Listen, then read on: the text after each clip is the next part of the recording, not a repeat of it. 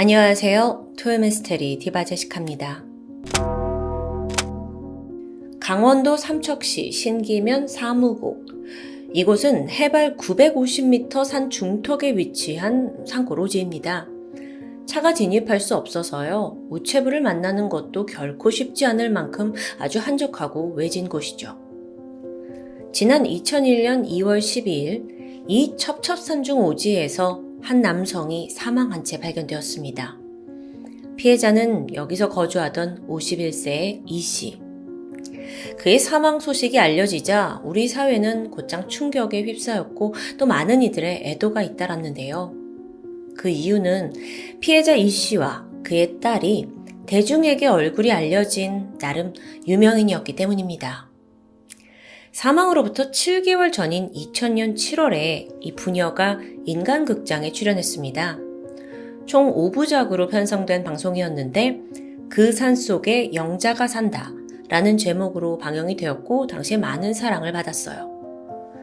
근데 어쩌다가 방송에 나온 지 불과 몇 개월 만에 출연자 이 씨가 사망하게 된 걸까요?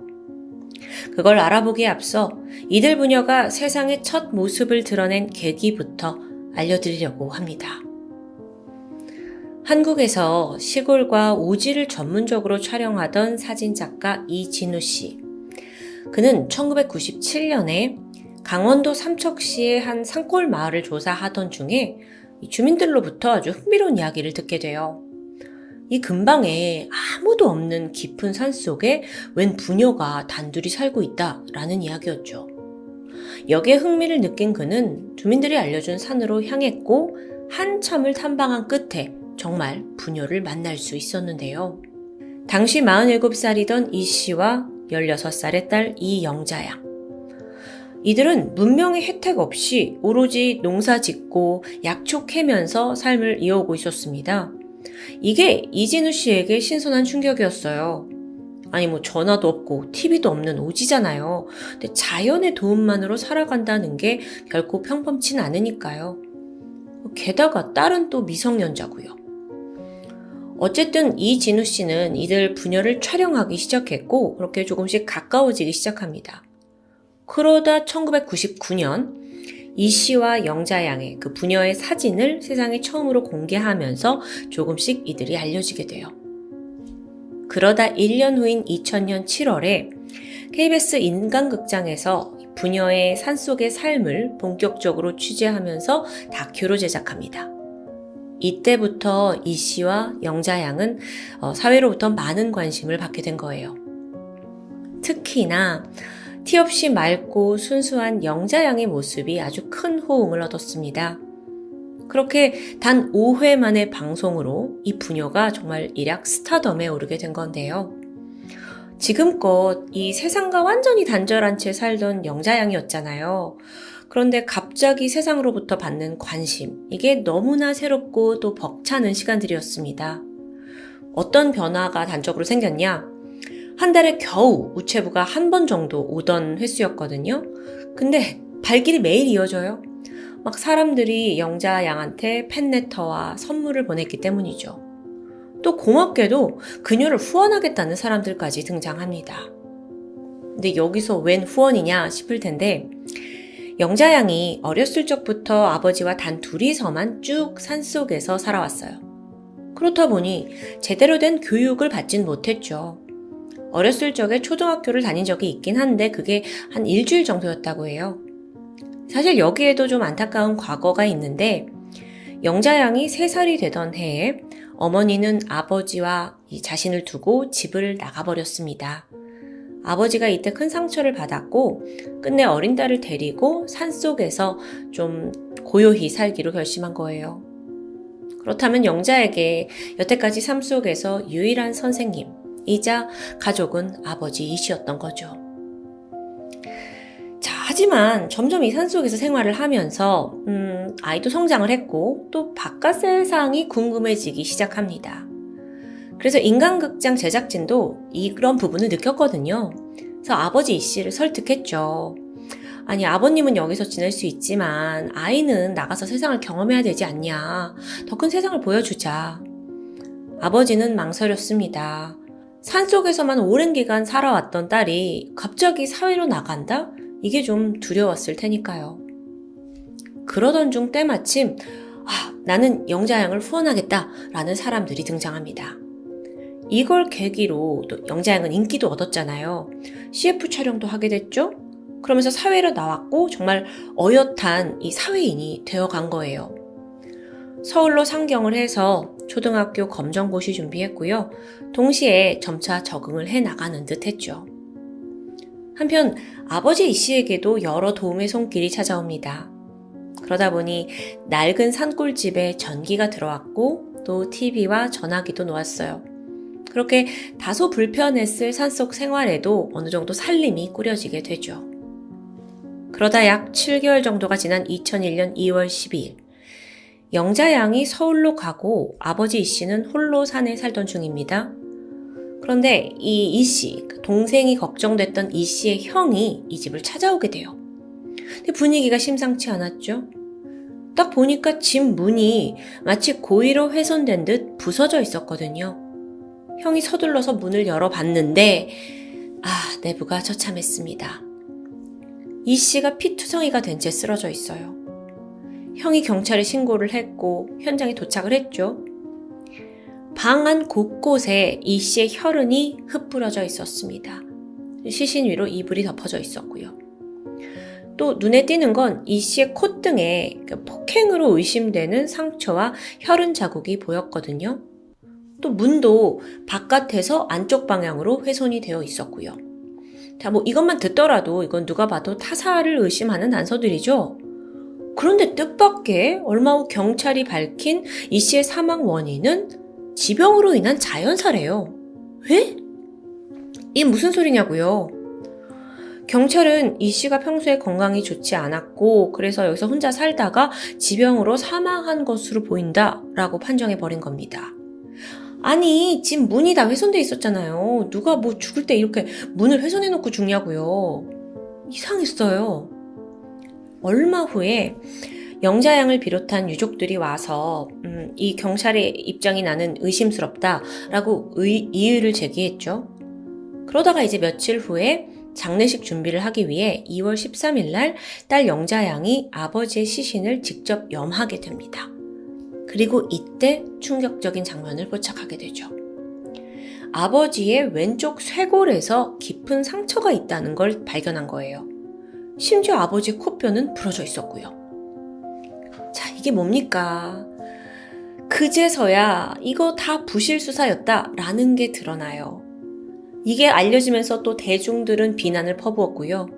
경찰이 뒤늦게 부검을 의뢰하면서 수사가 재개됐죠. 결국 2월 21일 국가수가 밝혀낸 이 씨의 사인은 흉기로 인한 타살. 왼쪽 쇄골 부위에서 발견된 자창이 쇄골 정맥과 식도를 관통할 만큼 치명상이었다는 게 다 드러납니다. 그 깊이가 무려 12cm였어요. 아니 근데 이걸 어떻게 지병으로 인한 사망으로 애초부터 발표할 수 있는 거죠? 너무 부실수사야. 어쨌든 이렇게 타살인 게 명백해지면서 경찰이 주변 인물들을 이제 대상으로 용의자가 있을 것이다 찾아 나서게 되는데 이 수사가 쉽지 않았죠. 아니 생각해보세요. 애초에 이 씨는 누구와도 교류하지 않고 이 외딴 산속에 들어와 산 거잖아요. 원한을 살 만한 일들 없어요. 게다가 돈이 될 만한 재산도 없어서 금전적인 문제도 깨끗하고요. 그럼 누가 그를 죽인 거냐고요. 그렇게 사건 발생으로부터 한 달 정도가 지난 3월 13일 마침내 기다리던 소식이 전해졌습니다. 경찰이 범인을 검거한 거예요. 그 정체는 53세의 양재동. 그는 이 강원도가 아닌 서울 관악구 봉천동에 거주하던 정말 뜬금없는 인물이었습니다. 양재동. 어떤 사람인가 좀 알아보니까 당시 전과 7범, 인생의 절반 정도인 무려 29년을 교도소에서 살던 사람이더라고요. 과거 혐의는 절도와 강도.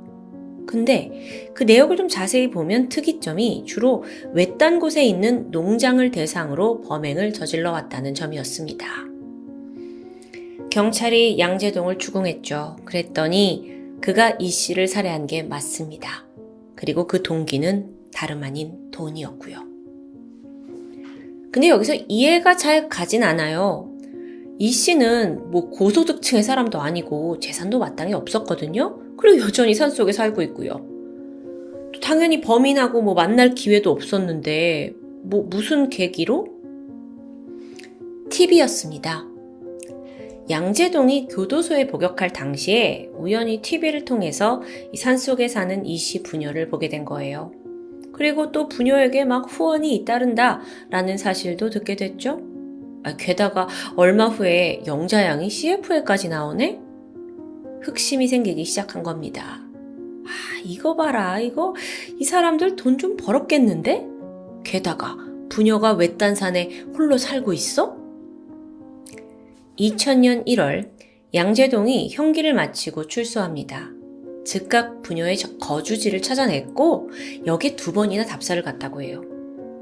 근데 여기서 집을 어떻게 찾았는가 싶은데 그 당시는 아무래도 개인 사생활에 대한 여러 보호 조치가 별로 이제 강하지 않던 시대죠. 그러니까 어렵지 않게 찾아낼 수 있었다고 합니다. 사실 이미 방송이 나간 후에 부녀가 사는 외딴 산골집을 구경차 찾아오는 관광객들이 있기도 했어요. 심지어 아예 이 등산 코스를 여기로 짜가지고 놀러오는 사람들도 있었고요. 하루아침에 이 고요했던 산간 가정집이 관광지로 변질된 거죠. 범인 양 씨는 사람들의 출몰이 잦아드는 저녁때를 범행 시간으로 잡았습니다. 그리고 2001년 2월 9일 밤 11시 흉기를 들고 이 씨의 집에 진입했어요. 문을 부수고 들어왔고 와서 이제 딱 봤는데 어라? 이 예상과 달리 이 집 안에 값이 나갈 물건이 전혀 없는 겁니다. 너무 실망한 나머지 거기에 있던 이 씨를 살해했고 그는 바로 도주해버려요. 그나마 피해자가 수중에 갖고 있던 10만원권 수표 한 장 그리고 24,000원을 챙겨서 달아놨는데 이걸로 인해 양 씨가 덜미가 잡히게 된 거죠. 무슨 말이냐면 양재동이 수표를 가져갔잖아요. 그 훔친 수표로 노래방에 가가지고 돈을 지불해요. 그러다가 경찰의 추적에 딱 잡힌 거고요.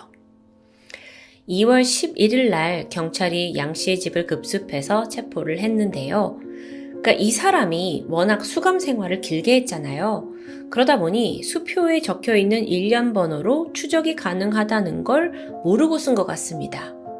여기선 오히려 범인의 어리석음이 좀 다행이라고 느껴지기도 해요.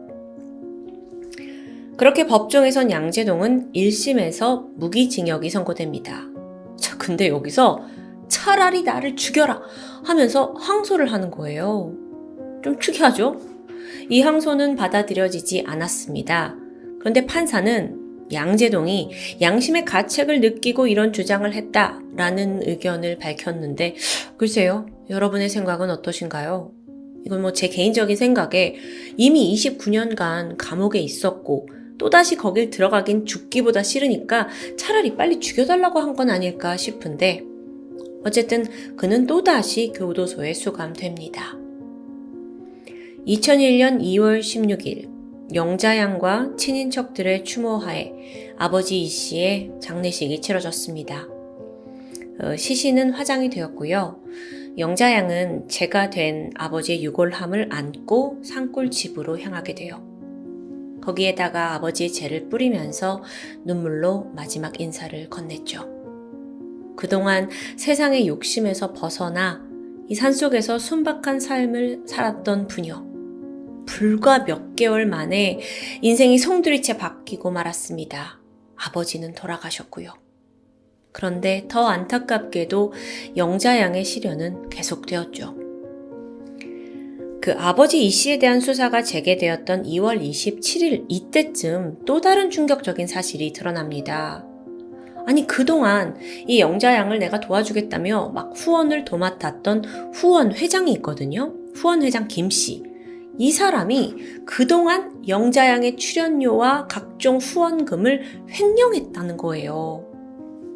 이 김 씨가 59세였는데 막 그간 영자양과 편지를 주고받으면서 너 거기 살지 말고 서울로 이사를 해라 라고 적극 권장하기도 한 사람입니다. 그래서 영자양도 서울에 와서 이 김 씨의 도움으로 검정고시며 이것저것 준비할 수 있었고요. 그러다가 본색을 드러낸 거죠. 뭐라고 했냐면, 영자야, 네가 이렇게 서울에 살면서 막 이렇게 많은 돈을 네가 쓸 필요는 없잖니. 내가 이걸 좀 관리해 줄게. 이러면서 통장과 카드 가져갔습니다. 이후에 개인 용도로 약 700만 원의 현금을 사용했고요. 게다가 더 가슴 아픈 건 그가 영자양에게 육체적, 성적 폭력까지 저질렀다는 점입니다. 근데 이런 일을 당하고도 아직 미성년자였던 영자양은 김 씨의 보복이 두려웠어요. 그 또 세상이 뭐가 뭔지 몰라요. 아직 막 나왔으니까. 그래서 누구한테도 이 사실을 알릴 수 없었던 거고요. 그렇게 버티고 버티다가 아버지의 사망 소식. 영자양 입장에서는 한 번도 살아보지 못한 새로운 도시 생활을 꿈꾸면서 이 서울에 왔지만 고통과 절망을 마주했습니다. 결국 그녀는 다시 산골행을 택하게 돼요. 그녀가 대중에게 마지막으로 남긴 말은 이거였습니다. 세상이 너무 무섭습니다. 이후 그녀는 극심한 대인기피증에 시달렸다고 전해집니다. 또한 아버지의 죽음에 대해 깊은 자책과 후회 속에 살았고요. 그러니까 아버지가 돌아가신 게 다 자신의 탓이라고 여겨진 거예요. 내가 그때 아버지 옆에만 있었더라도 돌아가시진 않았을 텐데 이런 마음이었겠죠. 너무 안타까운데요. 그 이후에 우리에게 전해진 소식은 영자 씨가 인근에 있는 모 산사에 귀의해서 비구니가 되었다는 근황입니다. 그러자 또 발빠르게 여러 언론 매체들이 행방을 찾아서 취재에 나섰어요. 하지만 이미 매스컴 노출의 최대 피해자가 된 그녀가 또다시 카메라 앞에 설 리가 있을까요? 지나친 관심과 애정은 오히려 독이 된다는 말이 여기에 딱인 것 같습니다. 영자양에게 닥쳐온 불행, 이게 이후 특정 대상에 대한 비난으로까지 이어집니다. 근데 좀 그 대상이 제 생각엔 엉뚱해요. 부녀의 모습을 처음으로 세상에 공개했던 사진작가, 그리고 또 방송 제작진들에게까지 비난이 쏟아진 거예요. 심지어 사진작가 이진우 씨 블로그에는 당신 때문에, 당신이 이 모든 일의 화근이다 라는 막 악플이 달리기도 했죠. 이진우 씨 또한 자책을 하면서 죄책감에 시달렸다고 전해집니다. 오늘 사건, 여러분이 보시기엔 어떤가요? 이 여론의 흐름이 과연 옳은 곳으로 가고 있다고 생각이 드는지, 제 생각에 이 사건에서 여론의 문매를 맞아야 하는 사람은 당연히 범인 양재동과 후원회장 김 씨입니다. 사실 오늘의 스토리를 다루기에 앞서 많은 고민이 있었습니다. 어쩌면 영자 씨는 이제 이 세상에서 완전히 잊혀지고 싶을 수 있기 때문인데요. 하지만 피해자가 아닌 가해자를 잊지 않기 위해서 이 소개를 결정했는데요. 영자 양이 현재 어느 곳에 있는지가 중요한 게 아니라 양재동이 어느 교도소에 있는지, 과연 그와 김 씨가 자신의 죄를 잘 뉘우치고 있는지, 거기에 더 많은 관심이 집중되길 바라고 있습니다. 사건으로부터 23년이 지난 지금, 그때 마음을 다친 16살 어린 소녀의 마음이 이제는 다소 치유되고 새살이 돋아났길 바라고 있습니다. 부처님의 가르침 아래 맑고 순수한 미소를 여전히 간직하고 있길. 이제는 성숙해진 대중의 인식이 그때는 지켜주지 못한 어린 소녀를 늦게나마 응원할 것이라고 믿습니다. 지금까지 토요미스테리 디바제시카였습니다. 안녕하세요. 금요사건 파일 디바제시카입니다. 한 해를 마무리하는 끝자락이었던 2014년 12월 29일 저녁 9시 40분. 강원도 양양군 현남면 가마골에 있는 한 다세대 주택 2층에서 화재가 발생합니다. 집이 타오르는 모습을 본 주민이 신고를 했고요. 긴급하게 소방대가 출발했죠. 다행히 1시간 반 만에 큰 불길은 잡혔습니다. 근데 이날 화재가 상당한 폭발까지 보였어요. 그래서 안방 창틀과 유리 창문이 다 산산조각 나 있었고 그 파편이 또 인근 도로까지 날아갔을 정도인데요. 현장은 참혹했습니다. 그런데 더 안타까운 건 화재가 난 이곳에서 4구의 시신이 발견되었다는 점입니다. 이들은 모두 이 다세대 주택 2층에 거주하던 일가족이었는데 피해자는 38살 주부 박 씨, 그리고 각각 12살, 9살, 6살 된 그녀의 3 아이들이었습니다. 마을 전체가 고작 10가구가 다인 이 작은 동네에서 일가족 화재 사망 사건이 발생했고 마을 주민 모두가 정말 깊게 상심하고 안타까워하고 있었죠. 마침 박 씨 집은 또 마을에서도 외딴 곳에 있었다고 하는데요. 화재를 다 진압한 후에 본격적으로 경찰이 현장 감식에 들어갔습니다. 여전히 안에는 그 물건이 타면서 막 유해한 연기가 나잖아요. 일산화탄소요. 이런 게 났고 했지만 다 훼손되기 전에 남은 모습들을 경찰이 보고 왜 화재가 났는지 파악을 해야 되는 게 급선무겠죠. 참고로 방진 마스크 같은 장비를 제대로 갖추지 못하면 이런 화재 현장에서 경찰이 버틸 수 있는 시간도 길어야 5분 정도라고 합니다. 너무 매캐하니까요. 어쨌든 그렇게 까맣게 타버린 집을 살피던 경찰이 이 사건이 단순한 화재가 아님을 감지했습니다. 그 이유는 먼저 사망자들이 발견된 위치였어요. 일반적으로 화재 사고, 즉 실화의 경우에는 사망자들이 문이나 창문 앞쪽에서 발견된다고 합니다. 본능적으로 탈출을 시도하다가 실패하면서 사망하기 때문이에요. 그런데 이 사건의 경우 사망자들이 모두 방 안, 방문 앞, 거실 등에서 발견됩니다. 탈출 시도의 흔적이 별로 보이지 않는 거예요. 그럼 혹시 동반 자살? 보통 그런 경우에는요, 온 가족이 모여있기 마련입니다. 근데 이 사건에서는 2 아들은 거실에 있었고 모녀는 방에 있었다고 해요. 출입문 또한 잠겨져 있지 않았고요. 이건 통상적인 자살의 현장과는 거리가 있어 보였습니다. 그래서 방화를 조심스럽게 의심하던 중에 거기에 힘을 실어주는 증거들이 계속 발견됩니다. 먼저 현장 감식 결과 초기 발화 지점에서 휘발유의 흔적이 나왔습니다. 근데 저는 이런 생각이 들었어요. 휘발유가 이미 다 불에 타버렸을 텐데 어떻게 그걸 발견했을까? 물론 냄새도 있고요. 무엇보다도 경찰이 장판을 들춰보니까 미끌거리는 기름이 발견됐던 겁니다. 자, 그렇다면 누군가 집 전체에 불길이 빠르게 퍼지도록 휘발유까지 뿌려서 불을 질렀다는 건데요. 이뿐만 아니라 부검을 해보니 이 시신의 피부에 남아있는 물결무늬 흉터가 확인됩니다. 물결무늬 흉터. 이건 이 사람에게 직접 휘발유를 뿌리고 불을 질렀을 때 나타나는 흔적이라고 해요. 여기까지의 증거만으로도 이 사건이 의도적인 방화 사건이라는 걸 짐작할 수 있었죠.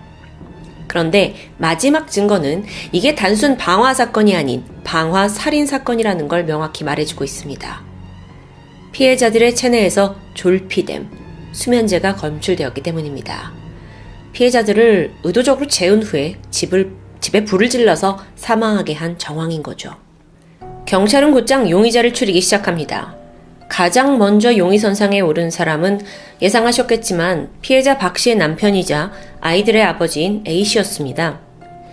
그는 당시 가족들과 떨어져서 강원도 횡성에 있는 어머니 집에서 요양 중이었어요. 1년 전에 교통사고가 발생했는데 그 후유증으로 뇌병변 장애 진단을 받았기 때문이라는데요. 이 남편 A씨는 평소에는 횡성에 있는 어머니와 함께 요양 생활을 하다가 강릉에 있는 병원에 치료를 받으러 올 때마다 집에 들려서 아이들을 만나곤 했습니다. 수소문 해보니까 가족 관계에는 큰 문제가 없었던 것 같아요. 심지어 화재 당일에도 아이들 만나서 장난감 사주고 좋은 시간 보내다가 떠났다고 말했죠. 게다가 A씨는요, 사건 당일 어딜 돌아다녔는지 그 행적이 모두 CCTV에 남아 있습니다. 그렇게 자연스럽게 용의선상에서 벗어나게 되는데, 그렇게 보면 하루아침에 일가족을 잃은 A씨 또한 너무 슬프죠. 가족과의 그날 만남이 마지막이 될 줄 몰랐다며 매우 슬퍼했다고 합니다. 그렇게 이제 남편 A에게 혐의점이 보이지 않자 경찰은 또 다른 용의자를 수면에 올렸습니다. 바로 최초 신고자인 B씨예요. 일반적인 방화 사건의 경우에는 최초 신고자거나 혹은 현장에서 화재 진압을 돕는 사람들이 가장 먼저 용의선상에 오른다고 합니다. 이게 자기가 저지른 이 방화의 결과가 너무 궁금해서 범인들이 자리를 쉽게 뜨지 못하는 특징이 있다고 하는데요. 그래서 참고로 화재가 발생하면요, 경찰들이 가잖아요. 근데 막 사람들이 웅성웅성 모여 있는데 이때 경찰은 주변 사람들을 비디오로 찍어둡니다. 이 중에 범인이 있을 가능성이 높기 때문이죠. B씨가 왜 용의선상에 올랐는지 그 이유는 어느 정도 이해되실 겁니다. 하지만 탐문조사 결과 B씨에게는 혐의 없음 결론이 내려집니다. 그냥 그는 단지 이웃에서 펑 하는 소리와 함께 불이 나고 있는 상황을 목격했기 때문에 다급히 신고를 해준 아주 무고한 사람인 게 밝혀졌어요. 자, 그렇게 끝나나 싶었지만 마지막 용의자가 남아 있습니다. 바로 현장에서 화재 진압을 도왔던 40대 여성 E씨였어요. 그녀는 현장에 도착한 소방관들에게 2층에 4명이 있어요 라면서 막 다급하게 소리쳤고요. 자기 역시 소방관들을 따라서 막 불길 속에 들어가겠다라는 모습을 보이기도 했었는데요. 물론 이게 용감한 어떤 시민의 모습을 오해한 걸 수도 있죠. 하지만 여러분, 지금은 범인을 찾는 게 우선이니까요. 그렇게 한동안 화재 현장을 맴돌던 E씨입니다. 경찰은 그녀를 대상으로 진술조사를 진행하게 되는데 E씨에 따르면 피해자 B씨와 그녀는 아는 사이였습니다. 초등학교 학부모 모임을 통해서 가까워졌어요. 그러니까 애들끼리 아는 사이인 거죠. 그러면서 E씨가 뭐라고 하냐면 죽은 B씨가 생전에 남편과의 불화가 심해서 우울증에 시달렸고 또 게다가 자기한테 1,400만 원 정도의 빚을 졌을 정도로 아주 극심한 생활고에 시달렸다라는 사실을 털어놓습니다. 그런데요, 여러분. 경찰은 이 E씨가 진술하는 내내 어딘지 모를 위화감을 느꼈다고 해요. 이 불편한 위화감이 어디서 오는 걸까 하고 보니까 E씨가 여러 가지 진술을 하는 데 있어 B씨의 죽음에 대해 전혀 슬퍼하는 기색은 보이지 않는 겁니다. 그러던 중이었어요. E씨가 갑자기 휘발유에 대한 이야기를 꺼내더니 B씨가 휘발유로 집에 불을 질러가지고 애들하고 그렇게 극단적인 선택을 한 것 같아요 라는 말을 하는데요. 그때까지 경찰들 중 그 누구도 방화의 도구가 휘발유라는 말을 한 적이 없었습니다. 근데 E씨는 계속 진술했죠.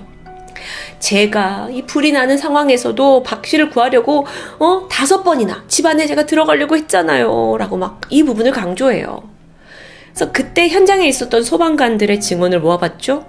그것 또한 사실이 아니었습니다.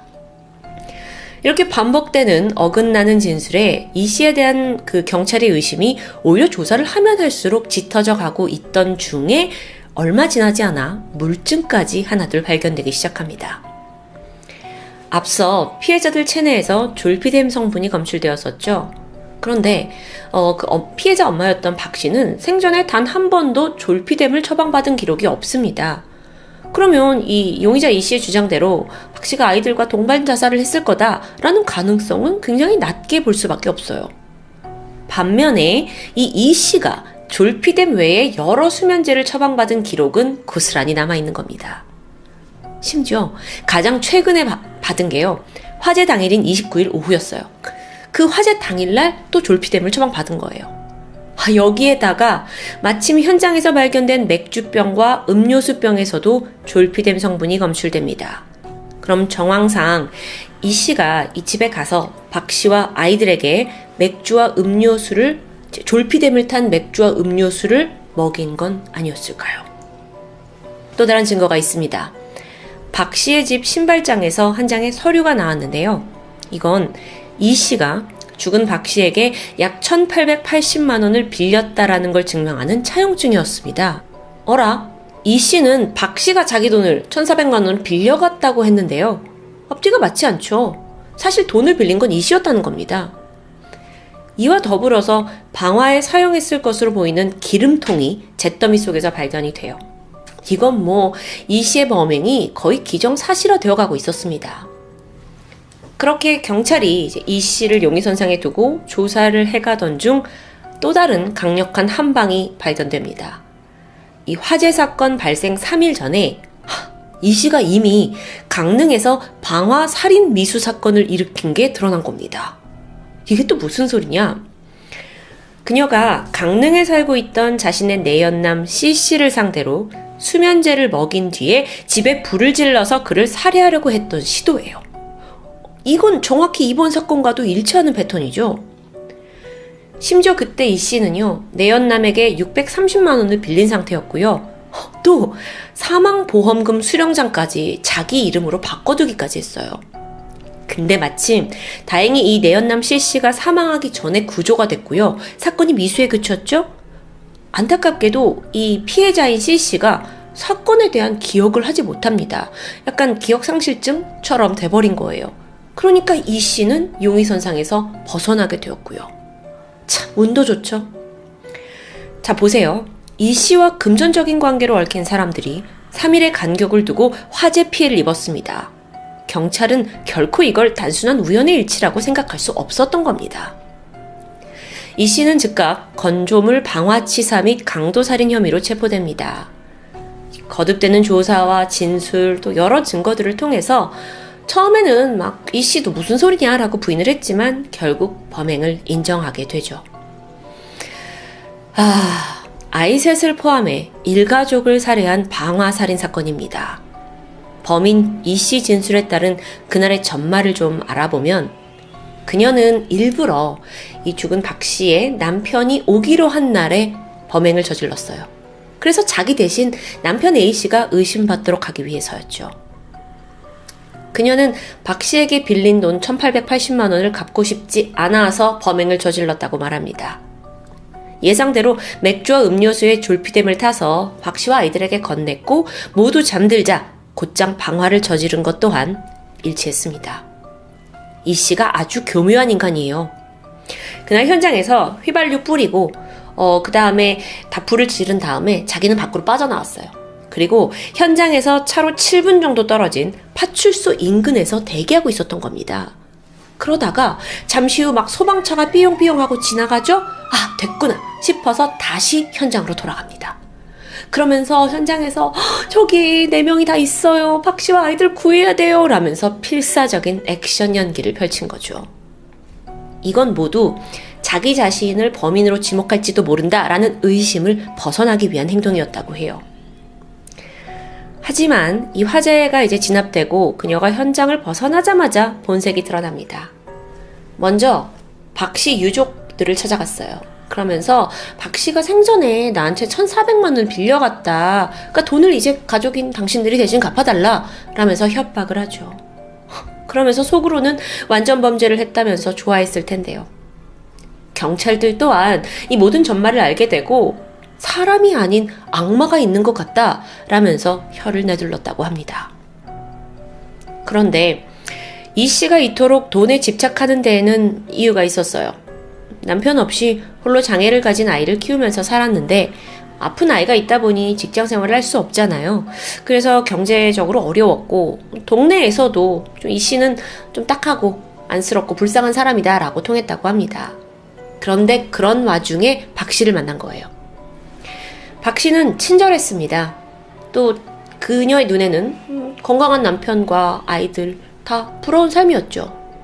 그렇게 친해지면서 어느덧 이 씨는 그녀에게 열등감을 느끼게 되는데요. 자기는 워낙 궁핍한 삶에 찌들고 있잖아요. 그래서 여기서 첫 번째로 계획을 한 건 일단 보험 사기였어요. 돈이 필요했고 대상은 내연남 C씨였죠. 근데 그게 미수로 돌아가면서 바로 3일 만에 다음 대상을 정했습니다. 그게 친했던 박 씨 가족이에요. 근데 여러분 이 부분은 상식적으로 조금 이해가 힘들지 않으세요? 내연남 사건 같은 경우에는 보험금을 노리고 살인을 했죠. 그래 돈을 타니까요.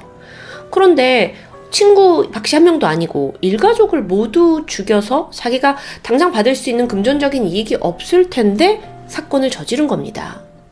그래서 이런 아이러니 때문에 전문가들은 이 코너에 몰려있는 이 씨가 단순 돈이 아니라 열등감에서 비롯된 범행을 저질렀다라고 분석하고 있습니다. 사실 이미 이 돈을 이제 갚지 않아서 박 씨와 이 씨 사이가 좀 틀어져 있는 상태였다고 그래요. 그러니까 그냥 박 씨와 가족 다 죽여버리자 하면서 죄책감을 덜어주었을지도 모르죠. 그렇게 4명의 목숨을 한꺼번에 앗아가고 너무도 뻔뻔하게 행동한 불길 속 악마. 하지만 그 불길 속에 묻힐 줄 알았던 증거들이 모두 그녀를 범인으로 지목하고 말았습니다. 2015년 7월 1심 선고 공판에서 이 씨에게는 무기징역이 선고됩니다. 재판 내내 자기의 범행이 우발적이었다고 주장했어요. 이게 받아들여지진 않았죠. 너무 계획을 했다는 정황이 많으니까요. 그러면서 재판부 또한 이게 정황상 자신의 채무를, 그러니까 돈을 좀 안 갚기 위해서 이런 범행을 저질렀다라고 볼 수밖에 없다라고 못을 박습니다. 하지만 이 씨는 이전에 전과가 없었고요. 또 장애가 있는 아이를 혼자 양육했다는 점이 양형의 이유로 적용이 되어서 검사는 처음에 사형을 주장했는데 결국 무기징역이 선고된 것으로 보입니다. 2016년 1월에 결심 공판이 열렸고 여기에서도 최종 무기징역을 선고받았고요. 그녀는 현재 수감 중에 있습니다. 이 씨가 죽인 박 씨는 늘 그녀에게 친절했고 또 아픈 아이를 키우는 엄마의 마음을 이해하면서 1,000만 원이 넘는 큰돈까지 빌려줬던 그런 사람입니다. 하지만 그 은혜는 고스란히 일가족 방화 살인이라는 비극으로 되돌아왔죠. 의문이 드는 부분이 있었는데 그렇게 가깝게 지냈던 이웃 여자가 어떻게 하루아침에 2건의 방화까지 저지르는 희대의 악녀로 변했던 걸까요? 그 악함이 모두 궁핍한 환경에서 온 거다, 먹고 살기 힘드니 그랬을 거다라고 우리가 받아들일 수 있을까요? 자신의 빚이 불어나고 하루하루 먹고 살기조차 힘든 사람들이 도처에 존재합니다. 하지만 그들이 모두 그저 내가 살기 위해 남을 죽이진 않죠. 이 씨가 살해를 감행하면서까지 갚지 않으려고 했던 1,880만 원. 그녀에게는 이게 큰 돈이었을지 모르지만 4명의 목숨과 맞바꾸기에는 너무도 작은 금액입니다. 지금까지 금요사건 파일 디바제시카였습니다.